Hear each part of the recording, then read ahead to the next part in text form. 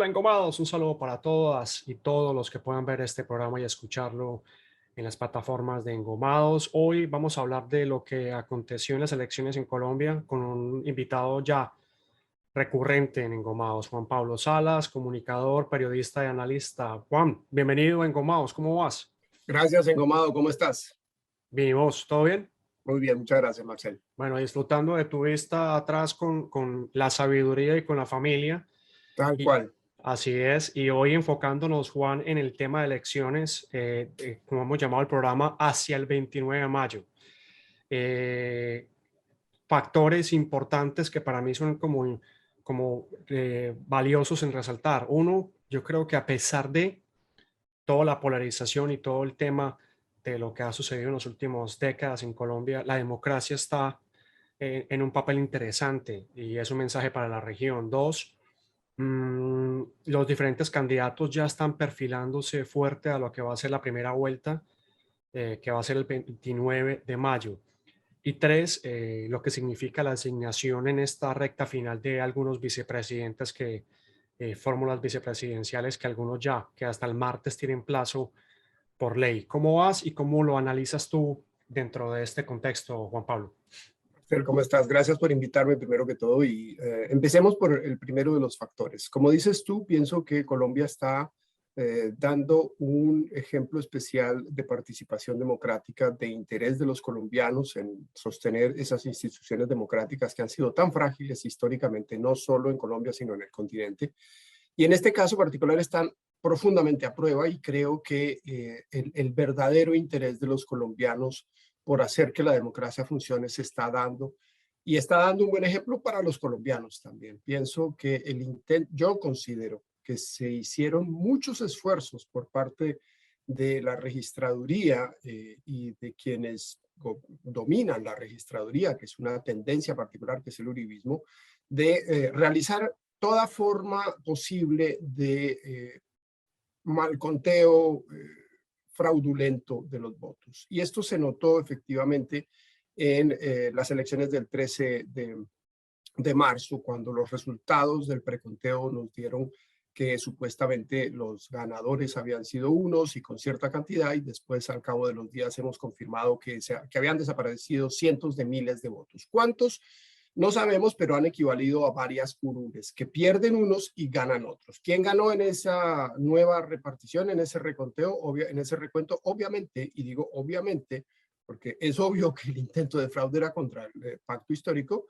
El gran beneficiario de ese escrutinio es el pacto histórico, que ha obtenido más curules en el Senado, importante número de curules en el Senado. ¿Y quiénes perdieron? Pues perdieron el Centro Democrático, el Partido Conservador, el Partido de la U, que eran precisamente los que, bueno, no sé si el Partido de la U, ese dato exacto no lo tengo, pero sí sé que los conservadores y el Centro Democrático perdieron más curules después de que ya habían perdido algo. Así que lo que yo veo en esto es que los colombianos tenemos toda la intención de defender las instituciones democráticas y mantenerlas vivas. Y mantenerlas vivas para por primera vez en nuestra historia ver si conseguimos una transición democrática que nos saque de la misma dirección en la que permanentemente nos han mantenido a intentar algo nuevo. Yo no estoy diciendo que necesariamente ese algo nuevo tiene que ser el pacto histórico, puede ser otra cosa. Lo que yo sí estoy diciendo es que por primera vez en Colombia, de manera real, los colombianos tenemos la opción de derrotar al uribismo en la primera y más importante de las magistraturas.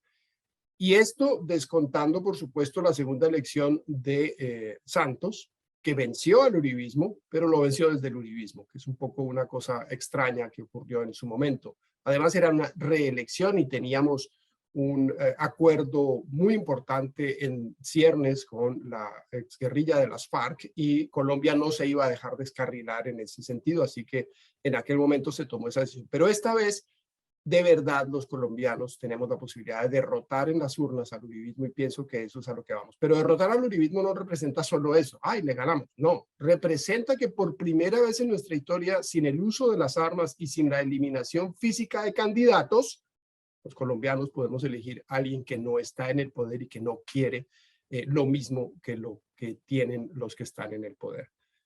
Gustavo Petro tiene que cuidarse mucho porque él sabe que la tradición en Colombia ha sido la de Gaitán, la de Galán, la de Pizarro, y en esta ocasión no puede suceder. Llegar a suceder algo así, olvídate, Colombia no sale indemne de esa situación. Pero yo creo que finalmente los colombianos e incluso la misma derecha y ultraderecha colombiana está entendiendo que es hora de dejar que las cosas hagan una transición ordenada. Y esa sería la gran lección para Colombia, porque por primera vez realmente podríamos hacer ese cambio sin que sea un trauma violento para la nación y una lección para el continente, porque Colombia es considerada una democracia estable y por fin demostraría ser democracia.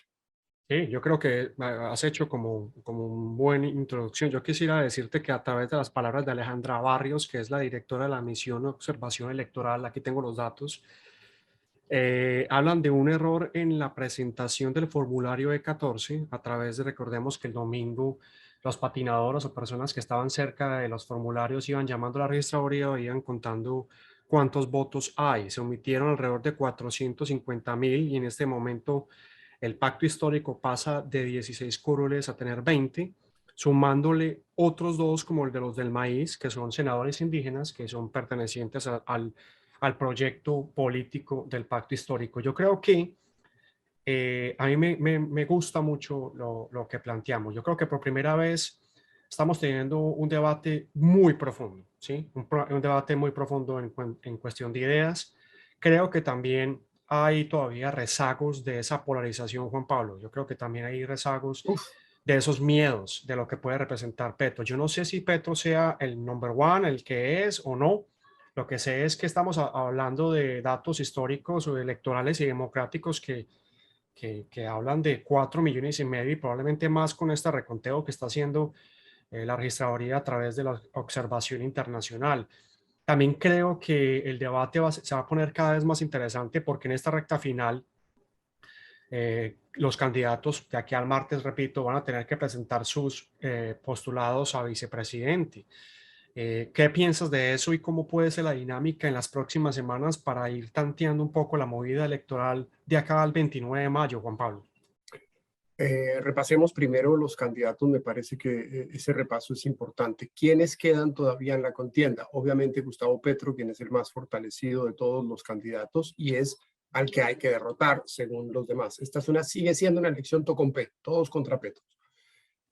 Obviamente los otros candidatos estarán buscando las alianzas necesarias, aunque no las veo muy probables, porque realmente hay demasiado ego funcionando y no creo que vayan a conseguir aliarse de aquí hasta el 29 de mayo. Cada uno querrá probar sus fuerzas. ¿Quién va a querer retirarse en este momento? Nadie. Así que de aquí a mayo vamos básicamente como estamos y los candidatos que yo considero que tienen alguna opción son el candidato del uribismo, que es Fico Gutiérrez, el candidato de la centro derecha, que es Fajardo.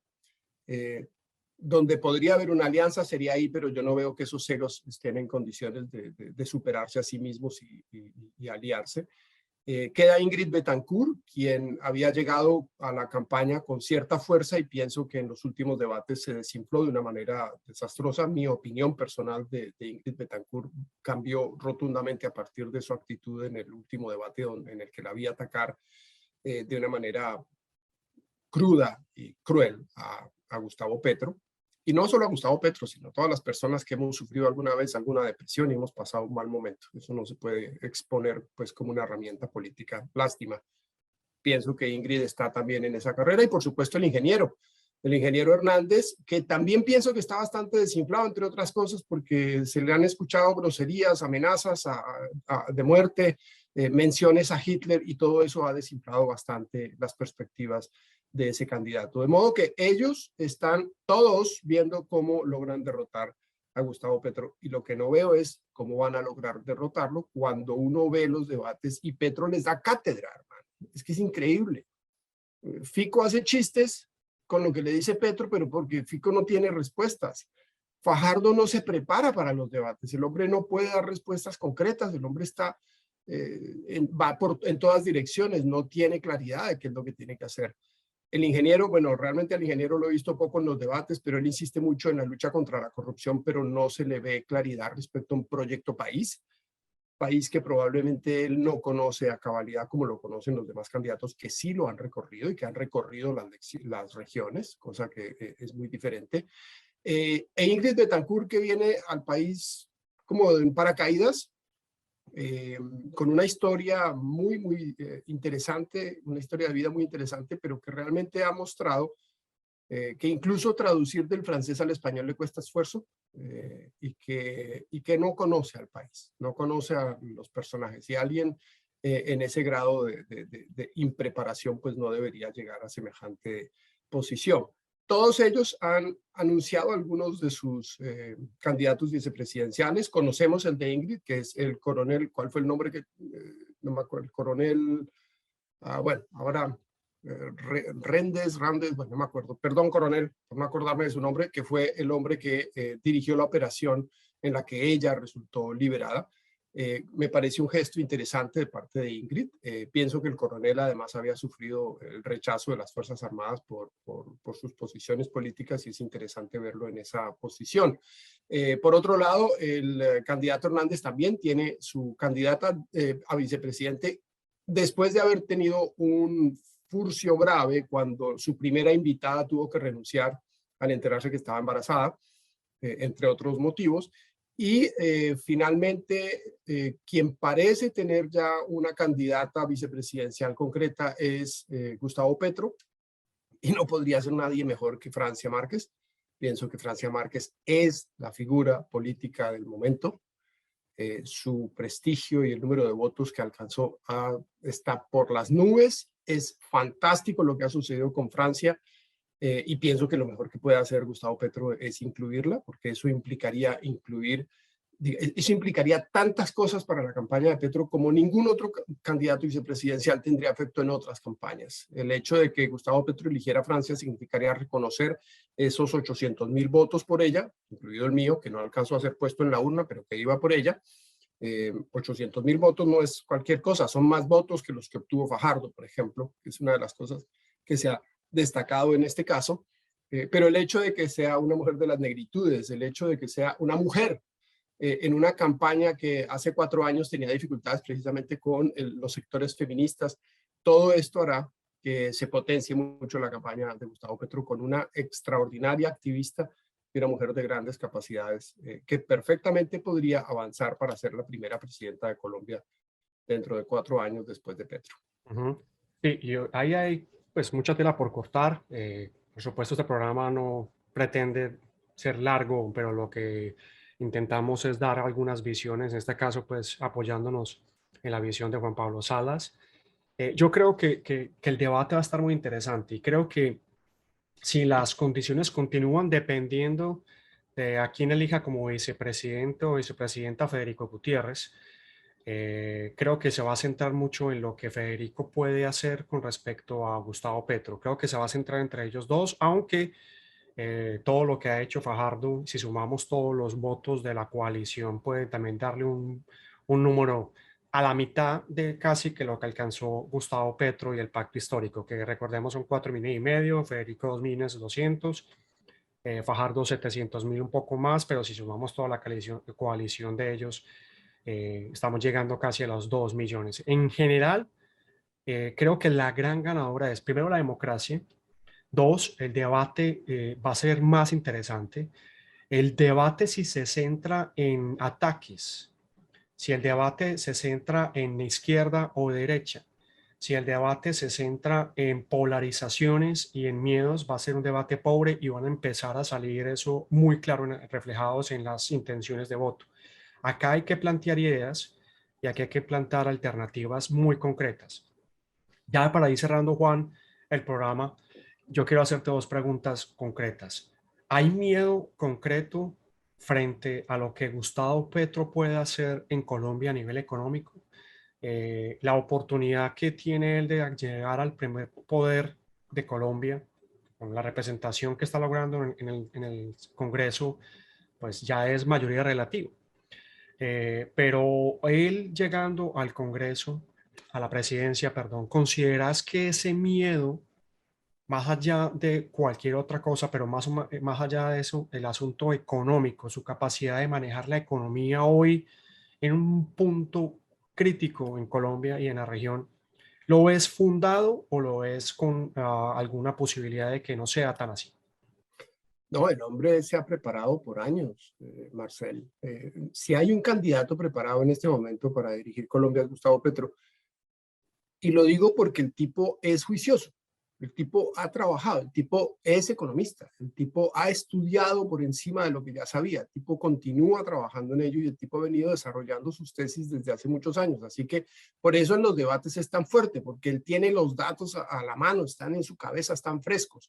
Él no tiene ninguna dificultad, no tiene que mirar para el techo cuando busca un dato. Tú lo escuchas al hombre hablar y el tipo siempre habla con los ojos abajo, mientras que tú escuchas a los otros candidatos y están mirando permanente para arriba en busca de los datos a ver si los logran traer. Eso por un lado. Por otro lado, yo veo que el hombre ha estudiado concienzudamente y sí va a proponer y va a tratar de desarrollar un cambio de modelo económico. Esa es su misión. Para eso se lo elegiría. Los colombianos que votarían por Gustavo Petro no le pedirían que sigamos en las mismas. Le estarían pidiendo, haga algo distinto, ayude a los que necesitamos ayuda, cambie esta estructura. ¿Cuánto de ello va a lograr? Es lo que yo pienso que los colombianos que temen votar o admitir que Petro podría ser presidente es lo que deben pensar. Gustavo Petro no puede ser unanimista, él no va a llegar con todos los votos, ya no tiene un Congreso en su poder. Él ya logró una mayoría en el Congreso, no una mayoría, no, él ya logró el número más alto de senadores, correcto, y tiene el número segundo en el número de representantes. Luego no tiene un Congreso bajo su poder y no podrá hacer todo lo que quiere. Esa oposición saludable, fuerte, respetable, va a hacer que el hombre tenga que negociar. Él podrá proponer cielo y tierra, pero probablemente va a lograr o una montañita o va a lograr una casita, ¿me entiendes? No va a conseguir llevar a cabo todo su proyecto. Pero además, si él quiere gobernar, él tiene dos tareas fundamentales que cumplir y son claves. La número uno es ganarse el respeto de las Fuerzas Armadas. No es fácil, porque son unas Fuerzas Armadas que tienen una, un odio particular por la gente del M-19, por las humillaciones que sufrieron durante los años 70 y obviamente Gustavo Petro representa a ese M-19. Entonces, por un lado, unas Fuerzas Armadas que tiene que conquistar, porque sin Fuerzas Armadas él no va a lograr seguir adelante, porque va a encontrar ahí dentro mismo su oposición más peligrosa, digamos. Y por otro lado, tiene que demostrar que él es aliado también de los Estados Unidos, algo que no le va a gustar a la izquierda. Yo sé que lo que estoy diciendo va a molestar a muchos de los petristas que piensan que Gustavo Petro es antiamericano. Gustavo Petro no es antiamericano y es algo que mucha gente en la izquierda también se olvida de él. Él no va a eliminar la alianza de los Estados Unidos con Colombia. Y lo entiende porque por razones estratégicas y geopolíticas él comprende que no debe intentar buscar una mayor alianza con China y mucho menos una mayor alianza con Putin. Así que esos dos factores van a hacer que Gustavo Petro esté mesurado y concienzudo a la hora de actuar. Así que cuando le metan miedo y le digan que Colombia se va a volver como Venezuela, piensen estas cosas. ¿Qué se necesitaría? El tipo tendría que cambiar la constitución, por ejemplo, para poder perpetuarse. La constitución colombiana está blindada para que el actual presidente no pueda perpetuarse. Eso fue lo que hizo la reforma que se aprobó durante el segundo mandato de Santos cuando se eliminó la reelección.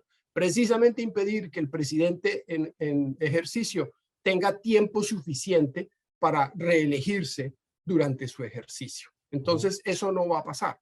Por otro lado, Petro ha dicho, y aquí es donde está la clave de todo, aquí no hay que reformar la Constitución ni hay que crear una nueva Constitución. Aquí lo que hay es que respetar la Constitución del 91, de la cual él fue constituyente. Él ayudó a escribir esa Constitución, él la entiende de arriba abajo y él sabe que con esa Constitución en sus manos puede lograr grandes cosas. Así que yo veo más o menos en esa dirección lo que podría eventualmente llegar a ser un gobierno de Gustavo Petro. Y por eso le digo a mis amigos cuando me preguntan, tengo miedo, me dicen. Les digo, pues no temas, porque las posibilidades de que algo fracase durante el gobierno de Petro no van a provenir de Petro, van a provenir de la derecha. Bueno, ok, aquí tenemos una mirada de Juan Pablo Salas, periodista, analista, comunicador desde los Estados Unidos, tocando algunos puntos para que vos, para que usted, quien nos escuche y nos ve, se genera sus propias ideas y vamos a seguir teniendo en cuenta porque yo creo que este debate va a estar muy interesante. Tendrán que prepararse mucho más los candidatos que siguen en carrera. Vamos a dilucidar, vamos a discernir quién está preparado y quién realmente está ahí únicamente por marketing o por alguna cosa puesta. Y hemos notado que aquellos que se preparan tienen mucho más posibilidades de avanzar en un mundo ahora y en un país como Colombia que yo la verdad celebro que a través de la democracia se hayan hecho esos ejercicios, se haya respetado los votos que hayan generado y que creo que recordemos que la democracia es la oportunidad de debatir a través de las ideas y esto apenas se abrirá en un debate que empezará desde esta semana que viene y que va a estar muy intenso hasta el 29 de mayo. Juan Pablo, como siempre, gracias por estar en Engomados. Sé que no ha sido un programa muy largo, pero te invito porque probablemente tengamos la próxima semana la oportunidad de reunirnos con otro invitado como es Marco Frieri para que analicemos la visión tuya, la misión de Marco en un programa muy concreto de lo que puede ser ya los candidatos con sus fórmulas vicepresidenciales y analizar realmente quién es Federico Gutiérrez, de lo que puede aportar y sus falencias, quién es Gustavo Petro, lo que puede aportar de sus falencias, quién es Sergio Fajardo, lo que puede aportar de sus falencias, en una Colombia del siglo XXI que está lista, yo creo, para aceptar la democracia, dejar atrás un poco ese conflicto tan complejo que hemos tenido. O sea que bienvenido sea Juan Pablo, gracias por tu tiempo y Muchas gracias gracias. por sacar estas ideas al aire. Un abrazo, hermano. Muchas gracias, Marcel, y saludos a todos los que nos han escuchado. Bien, este ha sido nuestro Engomados del día de hoy. Como siempre decimos, gracias totales. Nos vemos con otro programa, otro invitado y otro tema. Cuídense mucho, dejen sus comentarios. Chao, chao.